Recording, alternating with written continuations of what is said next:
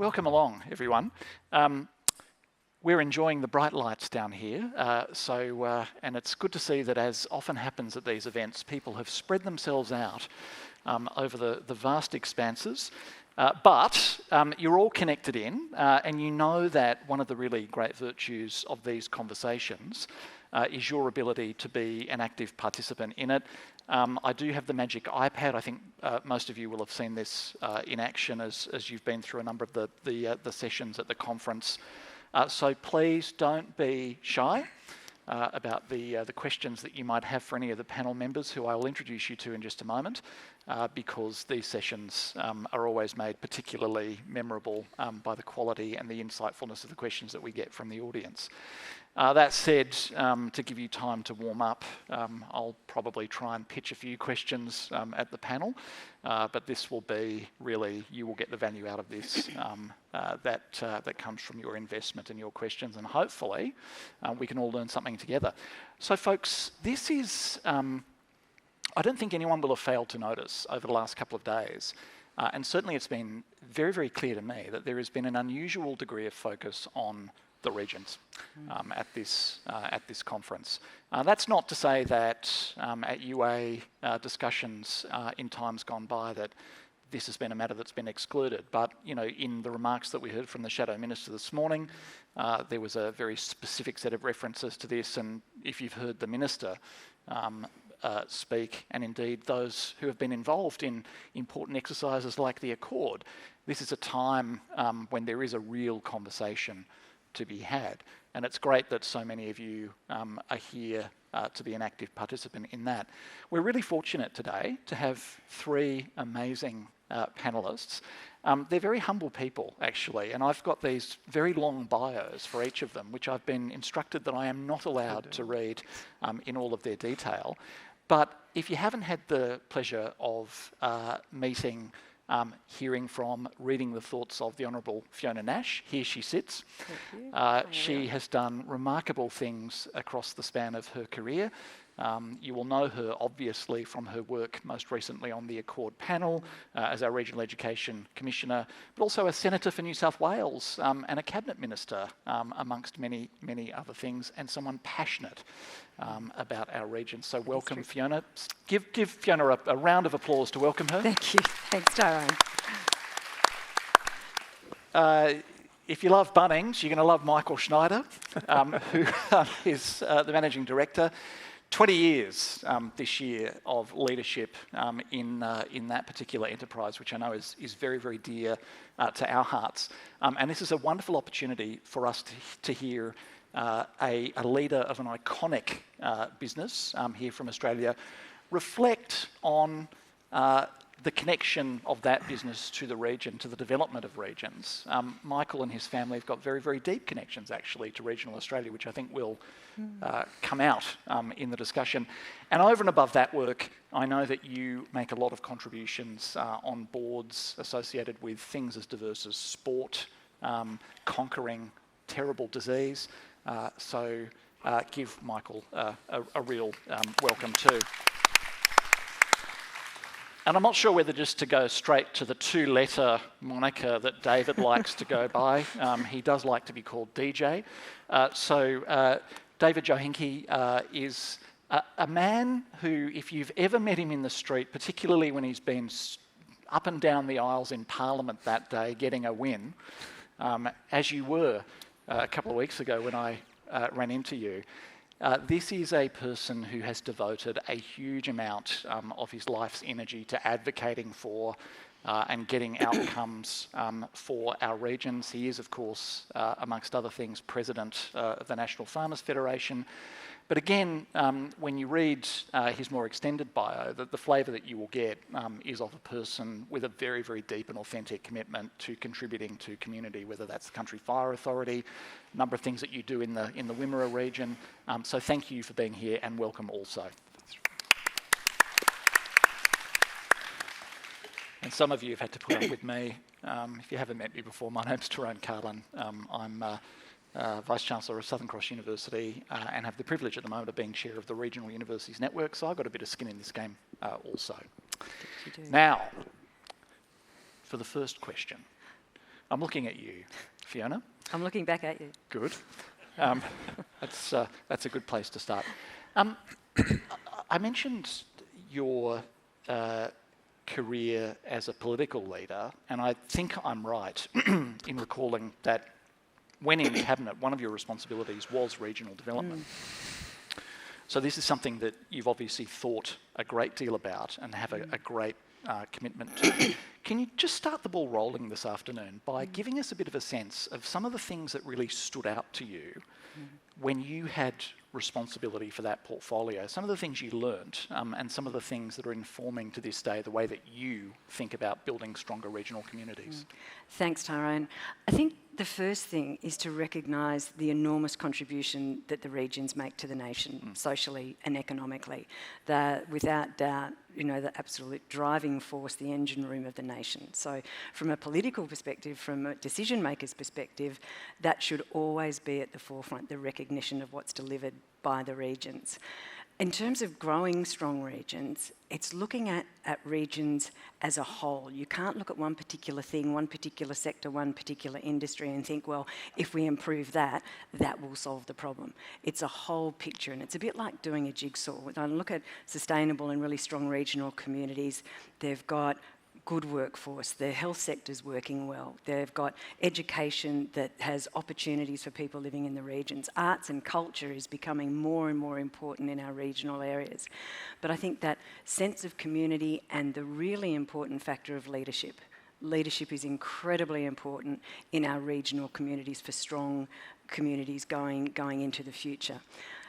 I always say as well, it's until we get to the point, and I've never heard a politician or a decision maker say it, until they say people should move out of rural and remote and regional Australia because we want everyone to move into the cities, they haven't said that, they're not going to say that. So that means that decision makers then have a social good responsibility to support regions where the market isn't delivering, or where there's thin markets, or where there's complete market failure. And happy to explore that thought later.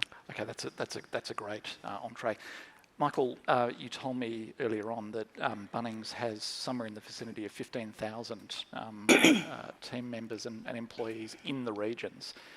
That's obviously a massive commitment, and you must think a lot, I suspect, beyond the commerciality of running the business as to what it means to be such a prominent part of regional Australia. Do you want to just give us any of your reflections on that to kick the ball off? Yeah, thank you. As you said, we do employ close to a third of our Australian workforce in regional Australia, and DJ and I were talking just before. I think quite rightly regional people can look at larger organisations with a lens of scepticism around how committed you are to regions.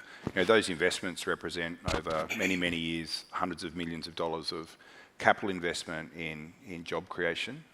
One of the things that we pride ourselves on at Bunnings is that a very large proportion of our workforce is permanent, and I think in regional communities that certainty of employment is something that's very important. But equally, these are people that live in their local community, their kids go to the local school, they play for the local sporting club, so there's this really deep connection. And we deeply understand the importance of continuing to sort of grow and evolve that offer. So, your local Bunnings store, Dubbo, set for an expansion. We can see as communities grow, we're able to grow with that. And we're also able to sort of provide, economic support, not only through employment, but through buying from and supporting local business. So we've got about 165 of our suppliers that are regionally based, and that represents about 5% of, or 10% I should say, of the cost of our goods that we buy at Bunnings. So hundreds of millions of dollars of product coming out of regions through manufacturing, through growing products, through timber, all these sorts of categories.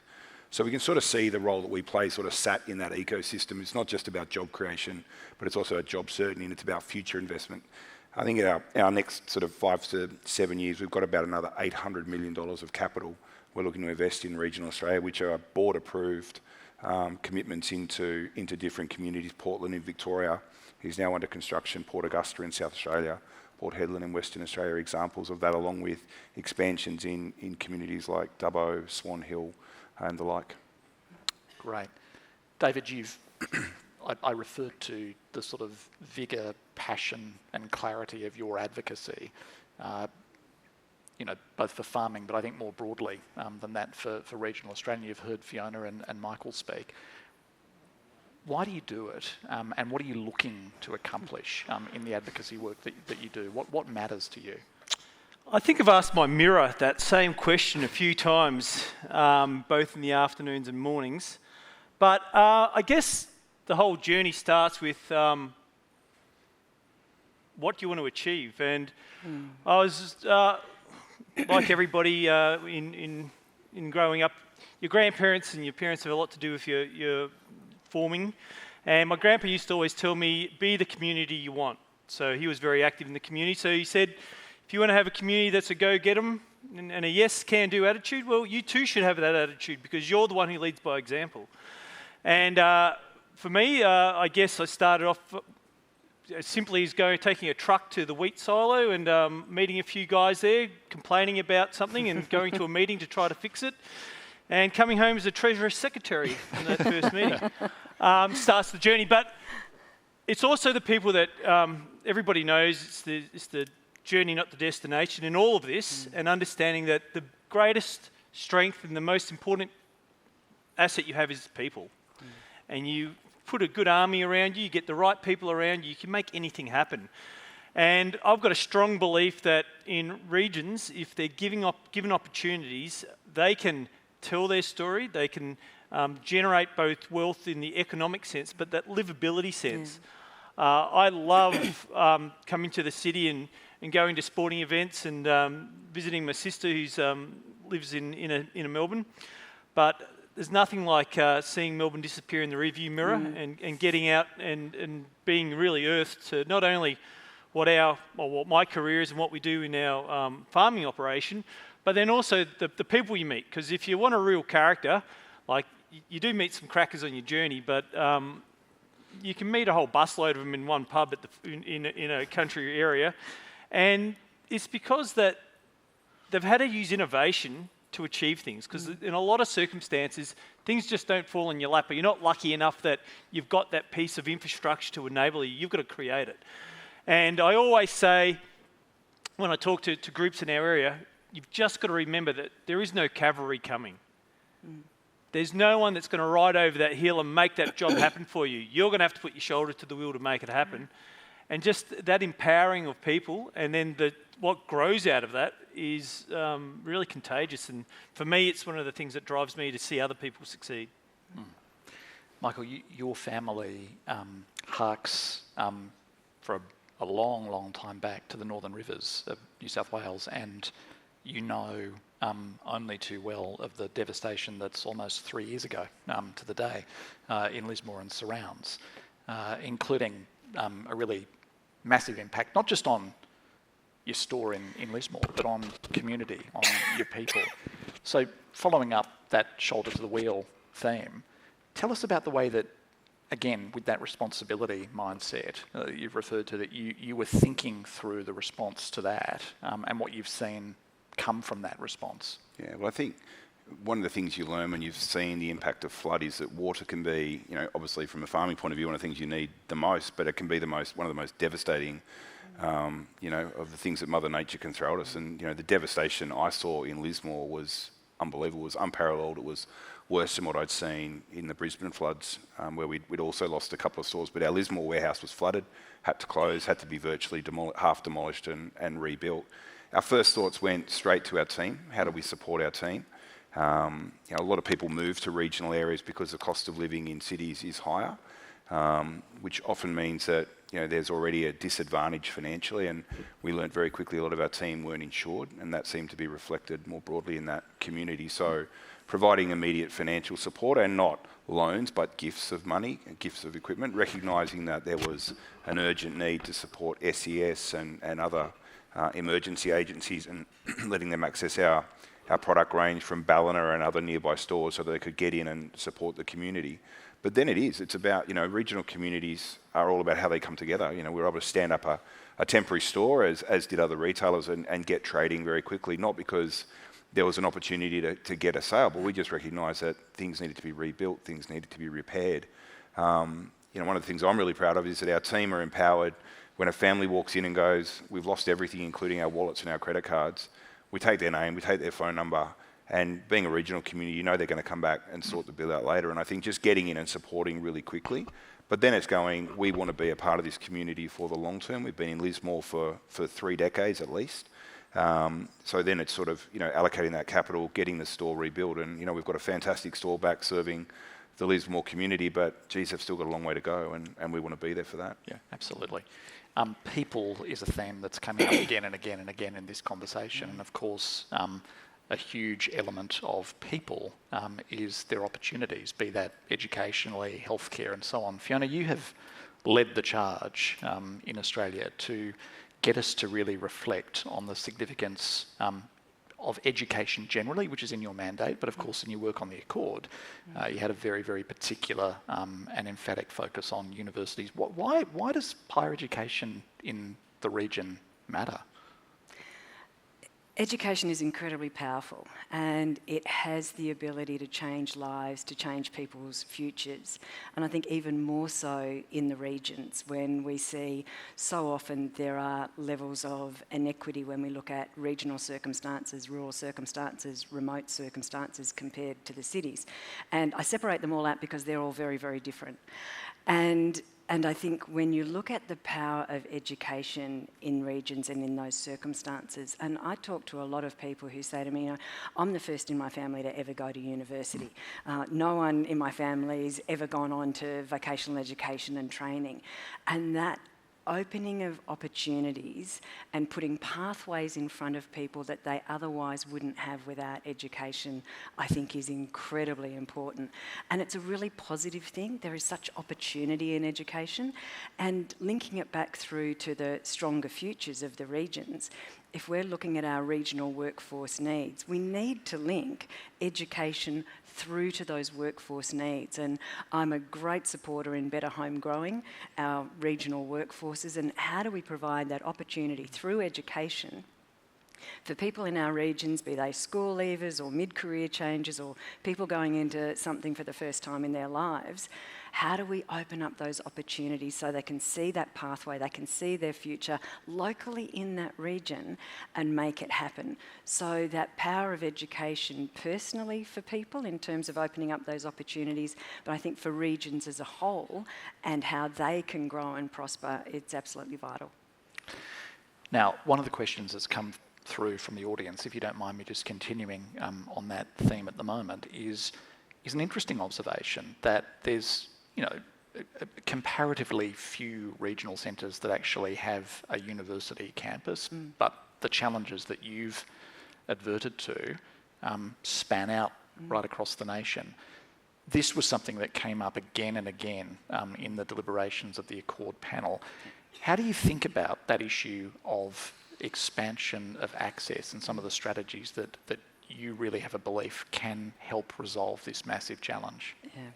Universities and university campuses absolutely have a place in all of that. There's no doubt about it. And where I look at our communities that have got a university as their anchor institution, they're incredibly wonderful and strong and powerful communities with opportunities for people for education. But that's only just one part of it. So if we look at again, opening that opportunity, and I use that word a lot because it's so very important. There are other ways. Now, whether it's people actually, they might want to travel away, they might live in Western New South Wales and want to come to Southern Cross University, they might go and do that face-to-face, they might do it online, and the online component through a lot of the universities that people will use. Vocational education and training, I know we're at Universities Australia, but the vocational education and training component is really important also, and unis aren't better than vocational education and training, they're just different, and they should be able to work better together, which was something that certainly came up through the Accord process. And things like the regional university study hubs that are now growing that provide that opportunity for assistance for people in regional areas who are studying online through any university, studying any course, is, I think, a tremendous, tremendous thing we've seen over recent years. My vision is that any regional community that wants a regional university study hub should have one. That's going to take some time. But I think in answer, in short, it's really like a jigsaw. There are all of these different pieces of the puzzle of ways for access for people to be able to go down an education pathway when they're in the regions, and we need all of them to be as good as they can possibly be. All right. David, you were referring to the pleasure that you take in seeing Melbourne recede behind you in your rearview mirror, which was clearly not an expression of you not liking Melbourne, but your absolute passion for the regions. We've got a question here, which I think is a good one. I think one that you'd like to get your teeth into. What needs to change in regional communities to make them more attractive to graduates? How do you make the case? What would you be doing to get out there and get people excited? I'll just come out a day and a half with me and you'll never turn back, I guess. Look, the challenge is, and Fiona's touched on it a bit already, early childhood is one of our biggest challenges. At universities, yes, that higher education is so important to be able to get that skill and then have that skill in region. Critical mass is always going to be an issue there. Mm-hmm. But the early childhood is always an underlying factor of getting people to reach their potential and unlocking that. And for us, starting at that level or getting that right actually starts anyone's trajectory, because to get a speech pathologist up to do the circuit in our area, if they've only got a contract for 3 days, well, 2 days of that's burnt up by travel just to try to get around to all the schools. So making sure that we've got specialists in region to give that opportunity for to identify and help problems early is absolutely critical. So that's the base for us for education in some of the greatest challenges that we have in our region. When it comes to getting professionals in our area, livability is a very easy thing to say, but a very hard thing to demonstrate. And especially when one of the greater challenges we have is when you've got a professional that would like to come out, but we don't have something equivalent for their partner, and being able to have a job match where we've got something that they can both get their teeth into in the region. And when you've got a smaller community and the job opportunities are a little bit more compressed, that makes it really challenging to get that dynamic right for both to advance their careers and get involved. So it is, and I'm involved in our local water industry, and we're always struggling to get engineers because they generally have that either aspiration that their children also get better educated, as well as them and their partners to have jobs at the level they want. So get job matching is something that we do as a holistic package. We try to make sure that we understand what we've got on offer in the regions, demonstrates not just the one job that we're providing, but also a list of others that are of somewhat equivalence, and then also that education piece for their children. The sporting and all that stuff takes care of itself because that's just naturally inherent in our communities, or activities, social activities, but that professional development is one of our great challenges to match those. I think there's probably a lot of people in the audience, particularly from regional universities, who've experienced exactly that challenge. You know. Can I just jump in on that? Yeah. Because I think there's one thing about regional communities that, well, not just when there's so many fabulous things. I think David spent a day and a half with him, and you won't go back. Is probably a really good thing to say, because once you're there, you realise. But the sense of community that you get living in a regional community is extraordinary and comparative to the cities. I think it's something, if we could just bottle it and show people that don't live there what it's like and what it feels like, would be really important. Anybody sitting in this theatre that lives in a regional community knows what I mean. So sometimes the intangible things that are great about regional communities are the things that are difficult to explain, to say to people, hey, this is the greatest place in the world to live. I wholly agree. We've talked about skills, workforce, community. These are things you must think about every day in your business. And one of the questions that came through from the audience really adverted to that. It was how you think about harnessing the power of education and skills development to build career paths for people at Bunnings in the regions, partnerships with universities and so on. Have you got any reflections that you'd like to share on that topic? Yeah, you're right, Tyrone. It's something that we do think about a lot. You know, we talk about at Bunnings. You know, we want to put people to put down roots and grow great careers in our organisation, and we're really privileged that many thousands of our team stay for many decades. And when you think of retail, and a lot of people think of Bunnings, you sort of, it's quintessentially the big green shed in your community. But we are a sort of a very diverse, quite complex organisation. We serve a consumer customer, we serve a business customer, we have a very deep digital presence, we've got an incredibly strong property capacity for development, engineering, construction, property management. We've got significant legal functions, and if you sort of think right across sort of the span of professional skill sets, they're available in our setting. But often when we start out a career, and we have 6 generations of people working in our workforce, so our oldest team are in their 80s and our youngest team are in high school.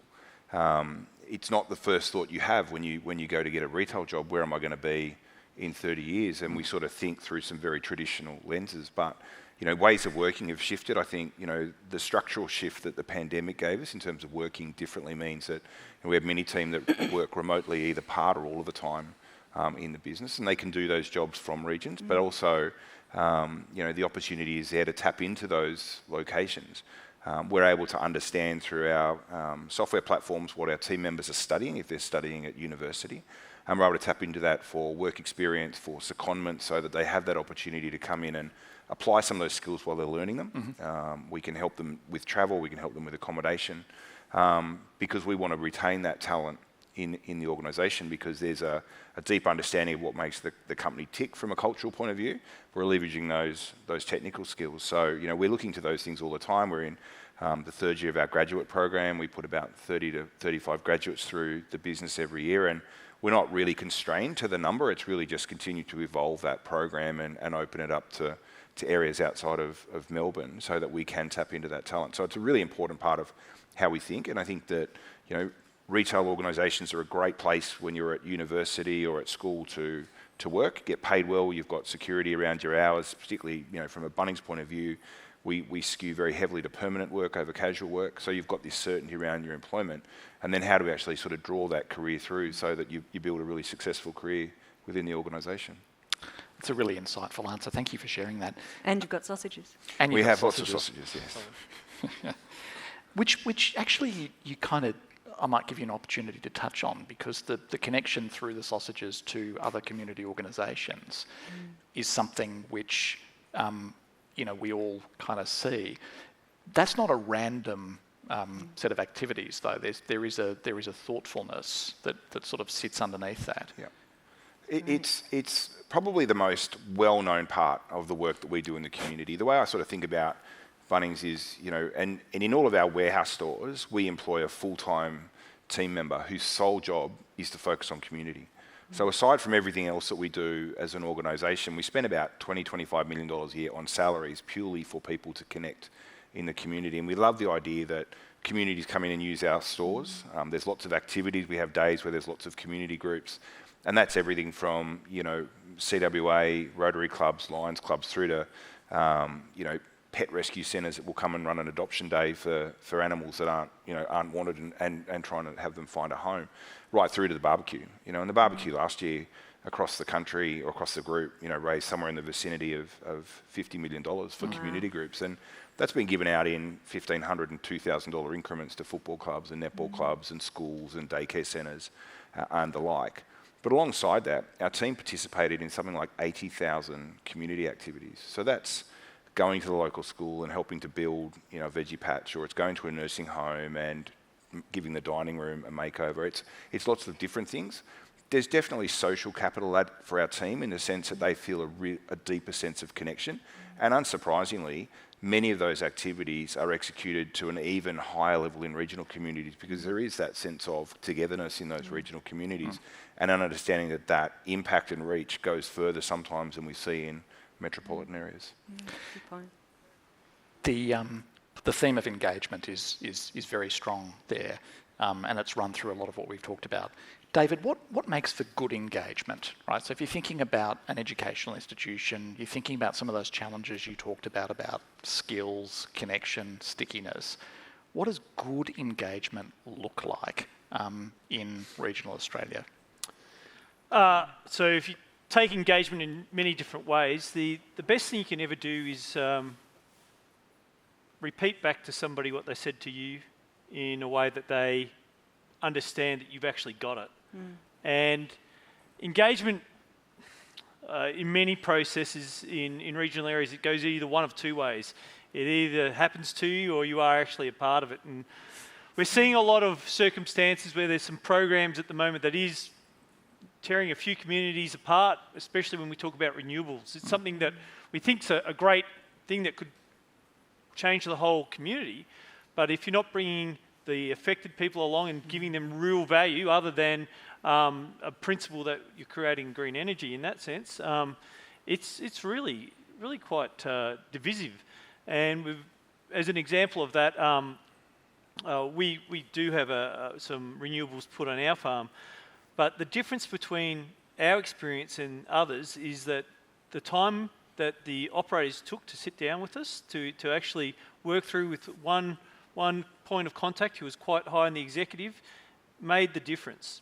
And now you run that out through any other process, through education, through health. We all understand that there's limited resources and you've got to do with what you can, is what you've got. And that means that when you make a step into whatever direction that is, you've got to make sure you step firmly in that direction. And the only way you can do that is when you turn around and people are actually following you. And that's the sign of good leadership, is that you've actually brought people along. Otherwise, you're just going for a walk by yourself, is what they say. That was a joke. No, it's a good point.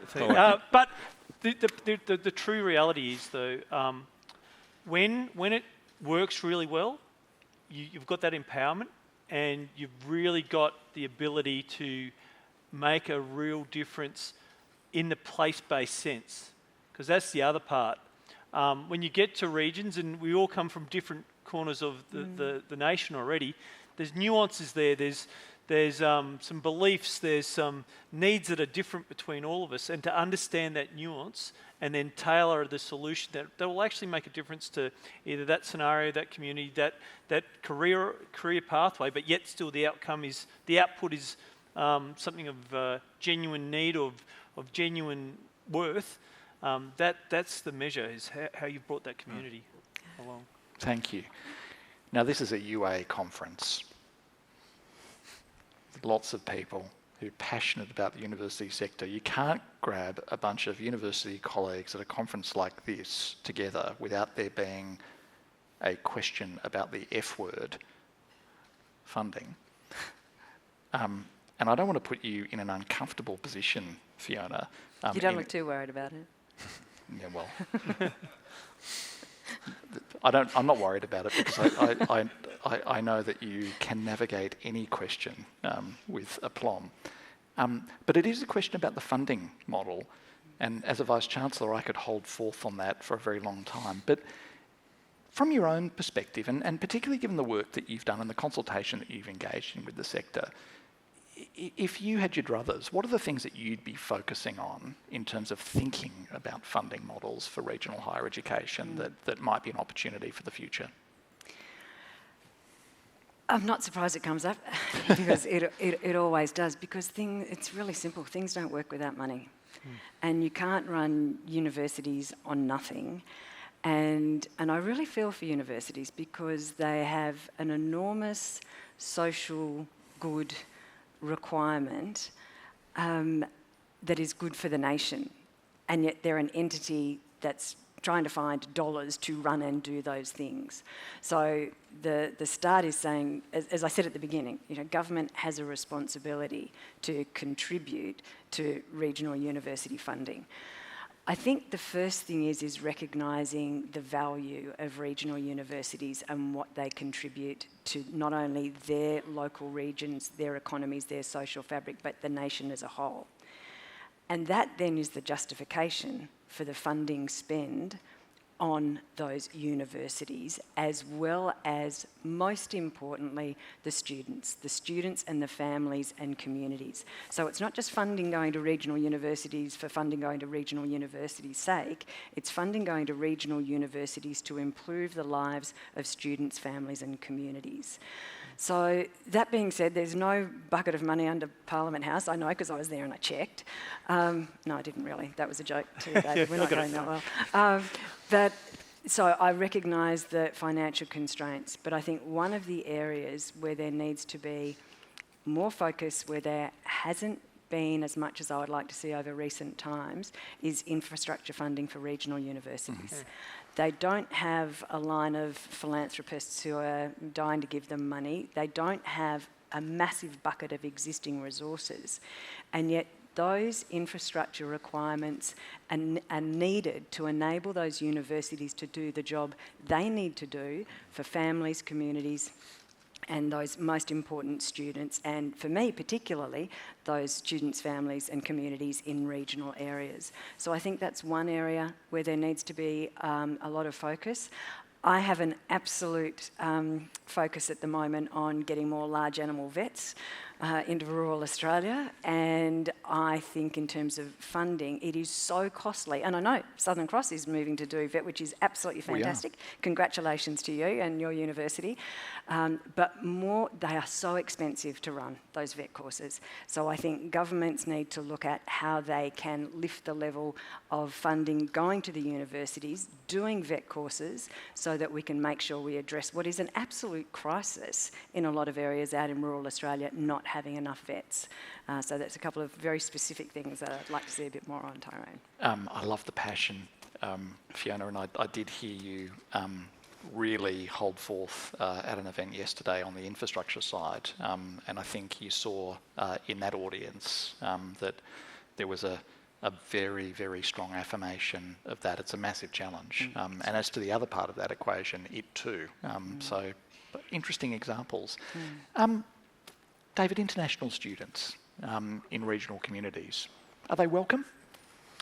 Like a lot of regions, we need people to come into our communities, and we've seen some great success stories when you look at probably the Nil example of where we've had a whole industry called Love a Duck be built on the fact that we've actually got immigration right, and not only the student side of it, but just the general workforce and understanding what the requirements are of a community, and that's then given its own heat and light around creating or incorporating cultures, because we are multicultural at the end of the day, and it's something that we need to celebrate our differences as much as the things that we find common, the things that give us comfort.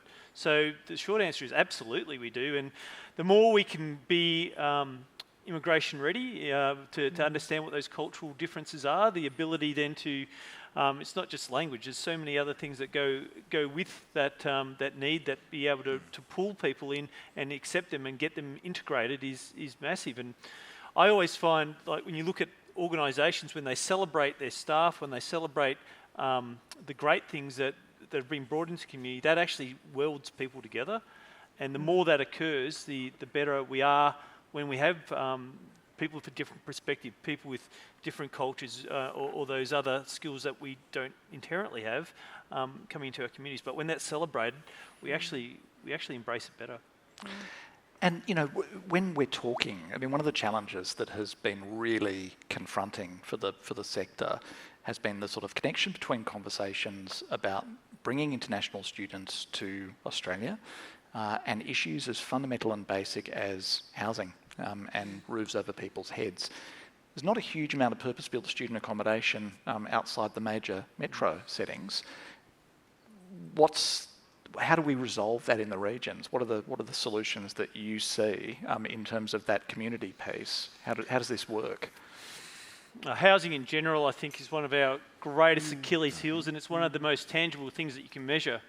One of the challenges in regional areas is that the housing stock, when it's end of life, usually just doesn't get refreshed, doesn't get renewed due to either the level of regulation now that the standards have to be for residential or rentals in the housing stock. So we do need some either assistance to allow that to occur. And generally, council planning is one of our greatest challenges to get a project up or to get the cost of accommodation at a reasonable level, mainly because of compliance. Now, I'm not saying that compliance is a bad thing. I'm just saying it needs to have assistance to be shepherded through. And regional development organisations, Regional Development Victoria in my hometown, plays a huge part. Not necessarily because they've got a bucket of money, but because they can help shepherd that process through. That then,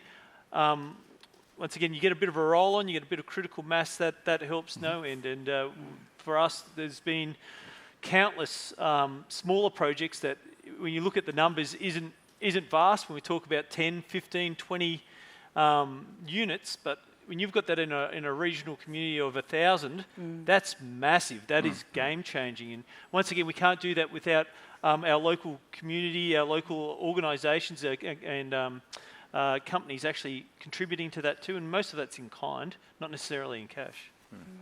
Absolutely. I'm going to go to one more technical question that relates to harmonisation, actually, of the tertiary education sector. Again, Fiona, if you don't mind, you've thought a lot about this. What's the pitch? Why does getting that right matter so much, particularly in the regions?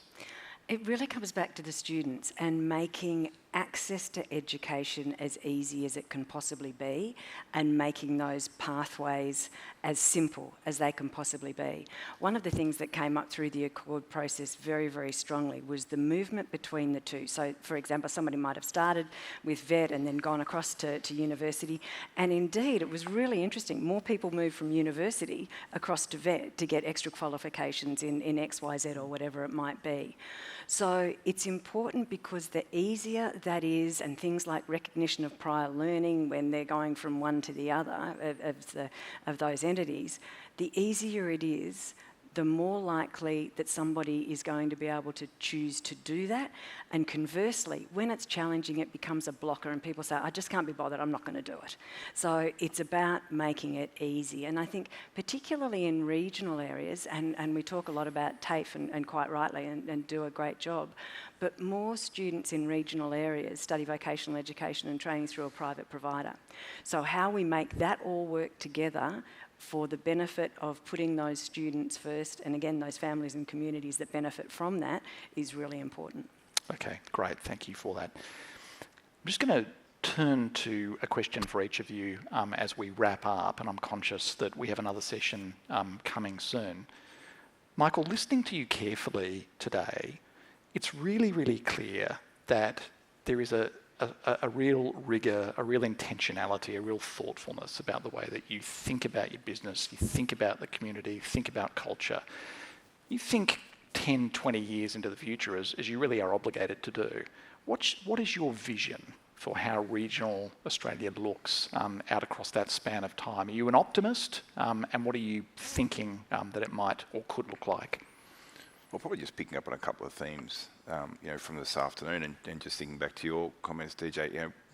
If there's a way that sensible investment and sustainable investment can be made in communities, and those jobs can be created where families can move, it's a really important point you make about, it's good to solve for one, but you need to solve for family units. You need to have infrastructure, and you clearly need to have transport, and that's something we probably haven't touched on this afternoon, but. I go and visit regional stores. They're fantastic. The teams are fantastic, but it can be quite hard to get to, even for stores that you would sort of say are less sort of truly regional and more almost provincial. If I think in a Victorian context, Horsham, Ballarat, Traralgon, these should all be places where there's great employment opportunities, there's great education opportunities, but the ability to move between and access is there. I think the challenge that is there on housing is structural. There's a lack of trades. There's a nervousness in the market, for people to sign a contract with a builder because of what's been happening to the building industry.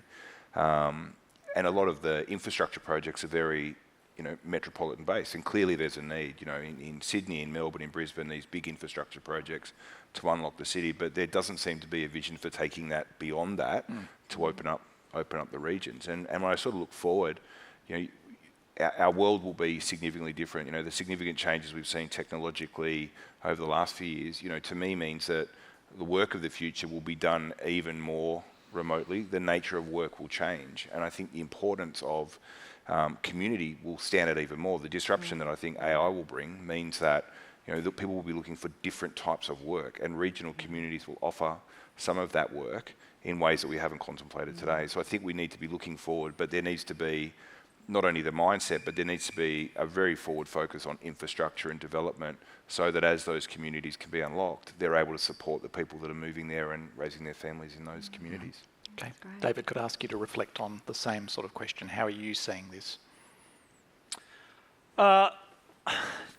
Once again, it does come back to the willing horses of people to champion their own cause, in the sense that we do tend to rely on that passion that the individual brings to the table, and that you'll see some communities really thrive and rally around and be able to look to the horizon, whereas others are literally stagnant, and there's a real brain drain in those communities, and the future there is quite dicey about, well, what's the critical mass to be able to supply the services and or revive them. And there's some hard conversations to be had, or what that is, and some realities. And in many circumstances, you'll see the regional city, the regional centre be the soak where everyone gravitates to, just because that's where the service is, meaning making it really challenging for those smaller communities. So it's a real mixed bag as far as what the future is. The reality is that planning, or that structure of how we want to achieve some of these outcomes, really comes down to, we've already probably locked into some decisions that have been made. That is very much around either taxation incentives or investments in infrastructure that have caused that growth of one area, not the other, noting that we can't save everyone. But I guess the long and short for our region, and what I've seen across the nation, is the value that you can generate from within, the value that you can generate within that community, instead of just dropping a solution onto them, the more sustainable it becomes. Yeah. So Fiona, you get the last say here. Do we leave this to chance, or is the nation improved by having a really purposeful strategy for what we want to do with our regions? Oh, I think that one's a no-brainer. It's the second part of that. Absolutely. There has to be a strategy, and there has to be a collective view about how we want the future of the nation to look. And from my perspective, particularly how we want the future of the regions to look. And I have a vision that for anybody, no matter where they're living in rural and regional and remote Australia, they should have access to the education opportunities they need to reach their full potential, whatever that might be. And that's going to take coordinated effort. It's not going to be chance. And I'm very much a Pollyanna and glass half full, and I have this great vision of so many more people in regional communities, be they school leavers, mid-career changers, people along their life path somewhere, that can see what they can be, so that they can see what opportunities are out there and then follow that path. And just to finish, people often say to me, young people in rural and regional and remote areas don't have aspiration. Occasionally they don't. Mostly they do. What they don't have is the self-belief and the confidence to actually follow that path that they want to. So my future says all of those young people in particular, and the others along different stages of their life, their lifespan, have that ability to access that education opportunity. Barriers are removed, and they can thrive and flourish from having had that opportunity. A great and powerful vision. Folks, can I just, as a peer in the sector, thank each of you for coming together at this event. Our sector is special because we share and learn with one another and from one another, as I hope you have learnt from the fantastic panel, who I'd ask you to thank, please.